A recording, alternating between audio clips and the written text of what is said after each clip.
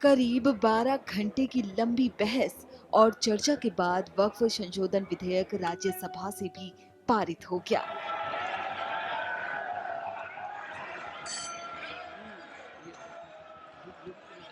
Bill पर सत्ता पक्ष और विपक्ष की चर्चा आधी रात के बाद तक चली। चर्चा के बाद हुए मत विभाजन के बाद सांसद जब संसद से निकले तो सुबह के करीब 4 बज गए थे। संसद के दोनों सदनों से पारित हो जाने के बाद वक्फ बिल अब कानून बन जाएगा। बिल के पारित हो जाने के बाद विपक्ष के सांसदों ने कहा कि विधेयक रोकने के लिए उनके पास जरूरी आंकड़े नहीं थे। बहुमत में होता है उनका तो बिल पास ही हो जाता है। इसी संसद ने फार्म लॉज भी पास किए थे। बड़ी लंबी बहस हुई, बहुत मीनिंगफुल कंट्रीब्यूशन विपक्ष ने भी किया। सत्ता पक्ष के साथ दिक्कत क्या है ना, जो कि मैंने अपनी बातचीत में भी कही कि बहुमत आने का मतलब नहीं है कि हर चीज का ज्ञान आप ही को है। एक संजीदगी, एक बड़ा हृदय दिखा करके आप पूरे डॉग विसिल को आधार बना करके जो करने की कोशिश कर रहे थे वो कतई उचित नहीं था। फिर भी आपने संख्या बल अर्जित करने की कोशिश की, हालांकि वो भी बहुत अच्छा संख्या बल तो राज्यसभा में नहीं है अगर वो इंट्रोस्पेक्शन करें। लेकिन हम ये कहेंगे कि अभी भी लोगों के अंदर जो मन में असंतुष्टि है नागरिकों को, अगर उसको दूर नहीं किया तो इसका हश्र फार्म लॉज की तरह ना हो। आज बाबा साहब डॉक्टर भीमराव अंबेडकर के संविधान की हत्या की गई है, लोकतंत्र की हत्या की गई है और एक गैर संवैधानिक बिल संख्या बल के आधार पर पास किया गया है। आम आदमी पार्टी ने इसका विरोध किया। ऐसे ऐसे प्रावधान इस बिल के अंदर हैं जो अपने आप में बड़े हैरान करने वाले हैं।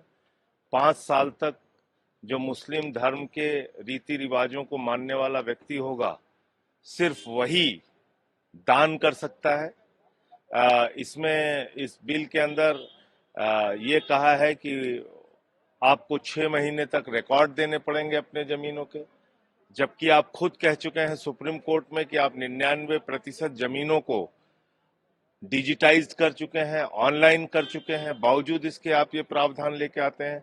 तो कुल मिलाकर ये एक बहुत ही गलत बिल पास हुआ है। संविधान में जो अधिकार धारा 25-26 में मिली है इस देश के लोगों को कि अपनी धार्मिक मान्यताओं के हिसाब से वो अपने धार्मिक संपत्तियों का प्रबंधन कर सकते हैं, उसके खिलाफ है। सर, क्या विपक्ष इस ऑप्शन पर विचार कर रहा है कि सुप्रीम कोर्ट में इसको चैलेंज किया जाए? अब अभी तो आगे की क्या रणनीति होगी वो बाद में बताएंगे। हमारा विचार है कि ये पोलराइजेशन के लिए, समीकरण बनाने के लिए, अपनी असफलताओं से ध्यान हटाने के लिए आज बहुत साफ हो गया। जिस तरह वो बोल रहे थे, सत्ता पक्ष अपनी बात रख रहा था, तो उसके इरादे नेक नहीं है। वो अपनी सारी कमियां छिपाने के लिए पोलराइजेशन करना चाहते।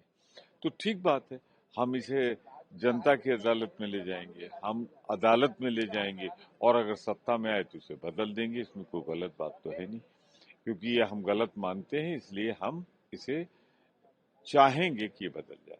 संख्या बल निश्चित रूप से जो है सत्तारूढ़ दल के साथ था, तो बिल पारित हो गया। लेकिन अपोजिशन ने अपनी बात रखी पूरा दिन, 12 घंटे से ऊपर बहस चली, सबने पूरी अपनी बात रखी और डिवीजन मांगा। उस आधार पर जो है वोटिंग करा के और तब बिल पारित हुआ। तो ठीक है, विपक्ष ने अपना दायित्व पूरा किया। सर, एक सरकार की जो बार बार दलील है, एक तर्क है कि कहीं भी रिलीजियस प्रैक्टिस में कोई दखल अंदाजी नहीं है इस बिल के जरिए। आपको क्या लगता है कि देखिए, वो कह तो रहे हैं, लेकिन उसमें जो अगर उसके प्रावधानों में जाओ जिसमें संशोधन दिए गए थे, तो इसमें इस तरह की बातें हैं जिनको लेकर विपक्ष को आशंका थी। सर, क्या सुप्रीम कोर्ट में चैलेंज किया जाएगा इस बिल? नहीं, ये तो फिर आगे जो भी, अभी तो संसद का जहाँ तक मामला है, तो उसमें जो विपक्ष अपनी भूमिका निभाई पूरी एकजुटता के साथ निभाई। हमसे जुड़े रहने के लिए हमारे YouTube चैनल को सब्सक्राइब करें और नई वीडियो की नोटिफिकेशन के लिए बेल आइकॉन को दबाएं।